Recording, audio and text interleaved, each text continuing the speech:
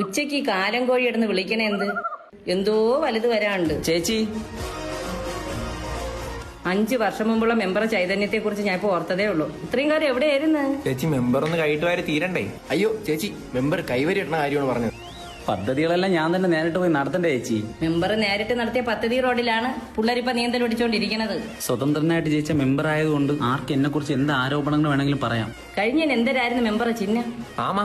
ഓ, അതായിരിക്കും ഇഴഞ്ഞിങ് എത്താൻ 5 വർഷം എടുത്തതല്ലേ? ആ ഒരു മാറ്റത്തിന് വേണ്ടിയാണ് ആമ മാറ്റി ഇപ്പം ചിഹ്നം ഒച്ചാക്കിയത്. ഒച്ചാകുമ്പോ പിന്നെ മെട്രോയ്ക്ക് മുമ്പേ ഇങ്ങ് എത്തുമല്ല. ചേച്ചി, വരുന്ന യുവതലമുറയുടെ ഉന്നമനത്തിന് വേണ്ടി മെമ്പർ നേരിട്ട് ഇടപെട്ട് കുളുക്കളവിൽ ഒരു ഇരിപ്പിടം പദ്ധതി. അതും പോരാഞ്ഞിട്ട് 90s ഒരു ഭാര്യ പദ്ധതി വേറെ. വരുന്ന കന്യോട്ടർക്ക് വേണ്ടി ടൂക്കയ്ക്കൊരു മസ്ക ബണ്ടെന്നൊരു പദ്ധതി എന്റെ മനസ്സിലുണ്ട്. ഇവരൊക്കെ ഏത് യൂണിവേഴ്സിൽ നിന്ന ആൾക്കാരമ്മ? 5 വർഷത്തിൽ ഒരിക്കൽ മാത്രം പ്രത്യക്ഷപ്പെടുന്ന ദൈവാംശമുള്ള ആളുകളാ മക്കളെ ഇവർ.